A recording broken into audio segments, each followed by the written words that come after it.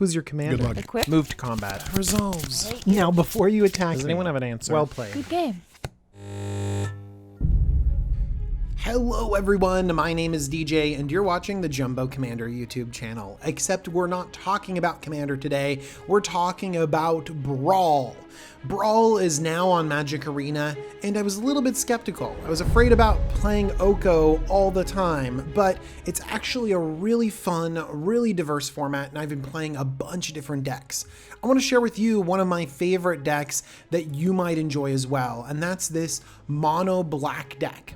Let's take a look at the commander, Ayara, First of Locthwain. Black, black, black for a legendary 2/3 elf noble. Whenever Ayara, First of Locthwain, or another black creature enters the battlefield in your control, each opponent loses 1 life and you gain 1 life. Tap, sacrifice another black creature, draw a card. So I was first drawn to Ayara because actually there are 3 amazing 6-drops that I just want to always be playing, and that's what's actually drawing me to the color black. And if I go down here to the 6-drop slots, it is Bolas' Citadel. Just dominates games. This lets you play things off the top of your library, and you can pay your life instead of their mana cost. It ends up being really, really good. The next thing is Command the Dreadhorde. You just pull tons of creatures and planeswalkers from your graveyard and your opponent's graveyard. And then Liliana Dreadhorde General. It's a huge edict effect. You end up drawing a ton of cards. She's incredibly powerful. And honestly, all 3 of these really synergize well with Ayara, because Ayara will gain you some life. Incidental life gain is pretty good, especially when maybe you're playing a lot of things off the top of your deck. Maybe even though you're paying 3 or 4 life for a creature, you could be gaining one of those back with Ayara, and that's pretty okay. And then also, the life gain can help towards big Command the Dreadhordes, keep you in the game longer to get to Liliana. But Ayara is also supported by a bunch of little creatures. And if you have a bunch of little creatures, well, that actually works well with Bolas' Citadel, Command the Dreadhorde getting him back, Liliana Dreadhorde General drawing you more cards and having more fodder for your sacrifice effect. So it seems to meld really well across this whole strategy. So we have my big 6-drops that I care about. We know our commander. Let's talk about sort of these early drops that I really like. All right, let's take a look at some of the small creatures that really make this deck run. Some people have been focusing on any old creature. For example, this Cauldron Familiar. It just comes in and drains someone and then is just a creature. And that could be really totally fine. Burglar Rat is another one that I've seen a lot of people running just because it has some small value as it enters the battlefield. Or for example, this Yarok Fenlurker just enters the battlefield, gets you card advantage immediately by exiling something from your opponent's hand. I haven't gone that route. I really wanted my cards to be able to do something on their own. That's kind of my thing. I don't really want to have my commander on the battlefield to have these incidental creatures do something. So my deck is slightly slower than some of these other decks, but has more power in the mid game, I feel. So Gutter Bones enters the battlefield tapped, but you can block with this, which I think is crazy. It's a 2/1 for 1, and then for 1 and a black, you can return Gutter Bones from your graveyard to your hand. Activate this ability only during your turn, and only if an opponent lost life this turn.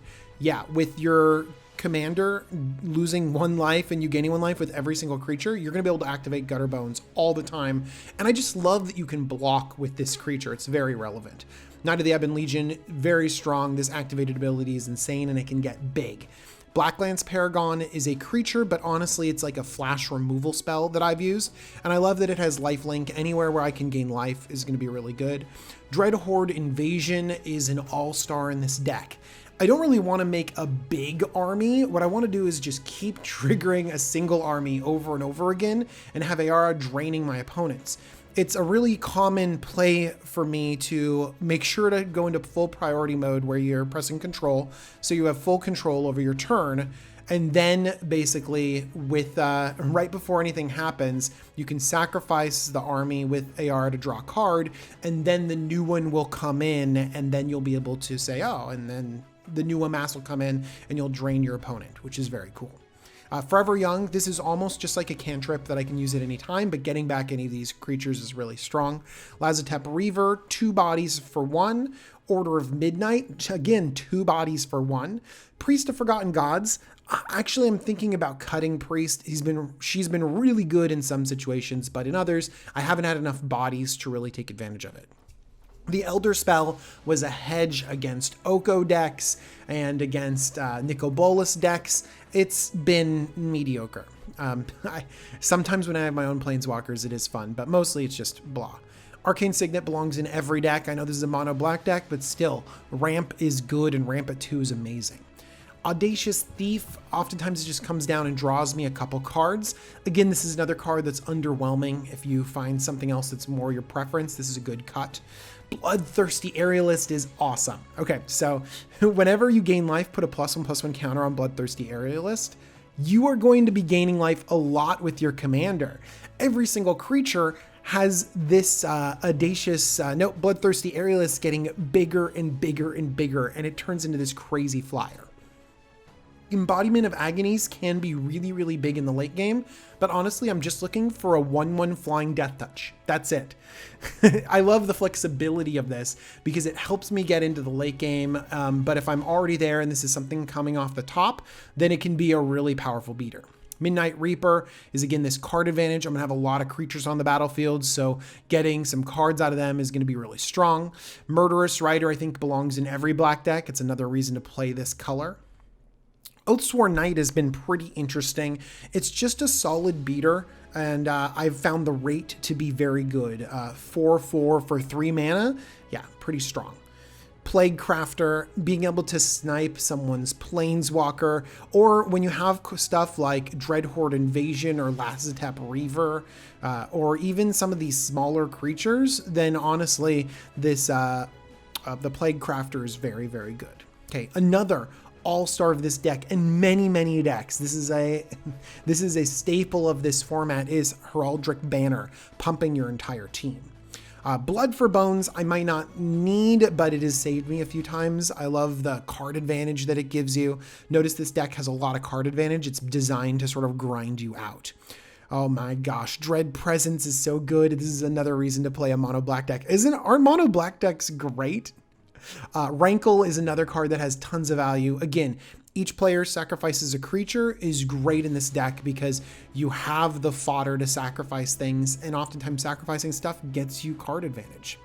Spawn of Mayhem is a big beater. I think that this again could be cut for something else, maybe stuff a little bit less. Maybe this is a Yorick's Fen Lurker in the future. Oftentimes I'm not super excited about this 1 damage to either of us because I really want to be using my life as a resource. Blade Juggler, this is another underwhelming effect, but I can often trigger it. I can with Ayara, so I really often have Spectacle cost. Cavalier of Night is huge and has so many keywords, and lifelink, it's perfect for this deck.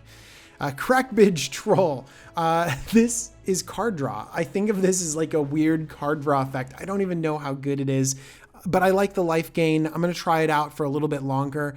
It seemed fine even when I was frustrated that it was getting tapped down over and over again. Doom Whisperer is a big beater, overcosted, just a solid inclusion at 5 mana. God-Eternal Bontu, I might not have enough fodder in this deck. I might need some more just bodies for things like God-Eternal Bontu and all these sacrifice outlets to really be working, because sometimes, I mean, I think God-Eternal Bontu's fine if you're only sacrificing 2 things or 1 thing and drawing a card. The body's amazing, Menace is insane. Getting it back over and over again is crazy, but I kind of want to be drawing 4 or 5 cards because I'm greedy like that. Massacre Girl is an amazing board wipe, even though we're a creature strategy. Syr Konrad the Grim, this can combine with so many other things to just really just drain your opponents out. Just kind of like a counterpoint to your commander. Really, really strong. And then getting up into the 6 drops that I like a lot. I already mentioned Bolas the Citadel, Command the Dreadhorde, Liliana. I also have the Haunt of Hightower. Okay, this is really fun because it also has lifelink, and whenever a card is put into opponent's graveyard from anywhere, you get a +1/+1 counter. So I really like how that interacts with all the removal spells, but mostly Syr Konrad. I like that a lot too. Okay, rounding out the top, we also have Meteor Golem and then Cauldron of Eternity. Honestly, I haven't gotten Cauldron of Eternity. Okay, Meteor Golem is great, include it. I have not gotten Cauldron of Eternity on the battlefield yet and really working. So this might be another card that we can cut for maybe more black low drops to sort of round things out a little bit. I don't know exactly what there would be. Maybe like this Gorging Vulture I'd thought about before. Maybe that Yarok's Kitty Cat. I don't know. Some other cool stuff. But definitely I think that this deck could improve a little bit by just tightening up that curve a little bit. Hey, how about rats? Yeah, we can like, if we get, I know that I wasn't thinking about doing that. Okay, so we're going to make the changes right now. We're going to add that for the rats. We're going to take out... Let's just hedge and use Sanitarium Skeleton instead. And then let's cut the the 4-drop, this Spawn of Mayhem. Craft, let's finish my deck. And then let's save it. Okay, so you can see how this is still an evolving format. This is still something that you can tweak around and get a feel for what's good and what you really want to include. She needs her castle. So Castle Locthwain. And then there's a Witch's Cottage right there too. Could be good. All right. And then rounding out with 22 Swamps. I don't feel like I have a problem with mana, but I might. I sometimes feel like ramp is a little bit rough. I don't know if I want 3-drop ramp. I would love more Arcane Signets in the world, but right now I only have 2 pieces of ramp, and when I have so many 5-drops that I really want to get up to, I might want to consider a little bit more ramp, but that's just for the tuning part. This is just the fun deck tech part. So let's actually take this for a spin and find out if this is something that you would like. All right, let's take a look at our hand, and it's pretty solid. This looks like a really nice curve. Starting off aggressive with Gutter Bones. All right, who am I facing? I'm facing another aggressive deck. Torbran Thane of Redfell is amazing, and I've really enjoyed playing against it. What is this? First strike? Really? Oh my gosh. Wait, what just happened? Control Z. That's okay. I can play my spell beforehand. I'm wondering whether I want to play this Dreadhorde invasion first, and I think I will. This is definitely being risky right now, aren't I? All right, well, I'm certainly not going to be blocking the thing with first strike, and I'm surprised they're trading... maybe I'm not surprised. I'm trading 2 for 1 with me. One thing that's really, really good, though, is that... Wow, they're super aggressive. All right, well, I'm going to gain my life and I'm going to hold back.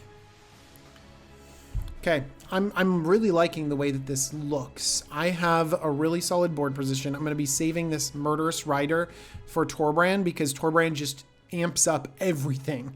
It makes everything just a little bit crazier. Oh my gosh, Scorch Spitter is so good in this deck. Oh. Okay, so that's where you have to press control way before, because what I wanted to do was kill this before the turn happened, but whatever. That's fine. Okay, so right now I'm going to Arcane Signet and pass, and I'm going to plan on killing Torbran as soon as it hits the battlefield. This is fine. My zombie army actually blocks things now, and so... Okay, so that's going to resolve. And then I'm going to kill it with fire immediately. Just immediately. Do you know how dangerous that thing is? I mean, Scorch Spitter is so good. It does 3 when it swings and then 3 more if it connects. Yeah, okay. This is great. I'm going to sacrifice this creature.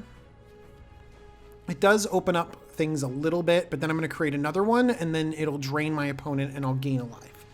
So that's a very solid play line. Let's play this Murderous Rider. Has a lifelink, another thing that I've really enjoyed about that.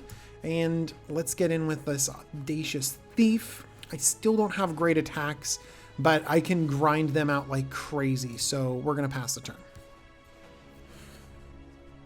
At this point in time, I'm basically drawing an extra card every single turn. Now that I have this Ayara and Dreadhorde Invasion engine going. Yep, let's do it. Sacrifice that thing. Draw me another card. Ooh! So this is another card that I was a little bit skeptical about, but let's see how good it is. Clackbridge Troll. So this is going to come in if they don't do something about it, but they're probably going to get it tapped, and let me draw a card. I'm also wondering, that's fine. They're discarding Fry to draw a card. I like their sort of pre-boarding Fry. I think that's a really, really solid move. Okay, let's go to combat. I'm trying to think if I want to attack with Audacious Thief, and I think I do. I'm fine trading either one of these for that. Let's attack with Audacious Thief and Murderous Rider. This does leave me a little bit open to like sort of a big attack by them, but I'm hoping to draw something. And gain a little bit of life. Like I'm up here at 25. They're just going to throw it away? Okay. They have some sort of trick. They got a tricky thing going on over there. Chandra's Pyrohelix, taking out... Okay. I got my card out of it. This was going to trigger at one point in time anyways, so this is totally fine. 1-1. Yep. Okay, and then that was first strike damage that took that out, and then this is the damage that takes that out. But again, gaining a little bit of life is totally fine. Knight of the Ebon Legion comes down. I drain them again, and I pass the turn. And I don't have anything really great that I want to... Ooh, Skargan Hellkite is not good for me. It's going to get a counter so it can really start mowing down all of my little dudes. Why would you do that? Well, let's draw into something good then. Ooh, that is so good. Ooh, a little rat guy too. Okay, let's take Syr Konrad the Grim here. Drain you again, and then let's see what the Clacks... Let's see what Clackbridge has for us, shall we? Oh my gosh, should I... Okay, let's see if I get anything out of Knight of Ebon Legion. If I attack with the Knight... I think I will attack with the Knight. I probably shouldn't have attacked with the Knight, because if they just block with something... Oh, that's fine. This is so good for me. Alright. How does this work? So if I'm Oh, I can't Massacre Girl right now. Okay. So let's see here. Okay. Next turn, I can Massacre Girl and win with Syr Konrad. Right now, this can't block. I'm going to come in for 5. Oh, I'm sorry. I took too long. I was just making sure. That is how this deck works, though. There was no way my opponent was going to be able to get out of that. By the way, I was at 32 life. They're about to smash me a bunch, but I was trying to figure out exactly how to set myself up in case something really, really bad happened. But I was planning on basically taking whatever beats I wanted, and then if I Massacre Girl'd, I'm pretty sure that I would just win the game with Syr Konrad, which is a very stylish way to win. All right, everyone, this has been the Mono Black Brawl deck. I hope you enjoyed seeing kind of how it worked a little bit. We definitely had a lot of engines going, and you saw a lot of different things, even though you didn't see the big 3 of those 6 drops that I feel like really take over a game. But this has been a solid example of how this deck can really grind someone out and play a defensive game against a really aggressive deck, because the Torbrand deck is a very good deck. And so it just happened that my deck matched up against it perfectly.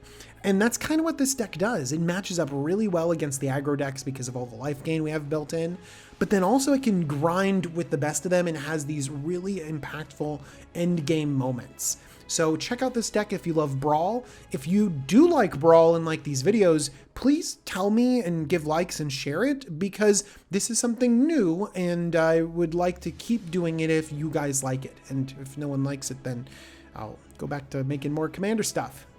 By the way, this is an extra video. There'll still be a Commander video out this week, and the reason why I can put out extra videos is because of my sponsor, Cool Stuff Inc. Check them out if you want to buy magic cards or really all sorts of cool stuff.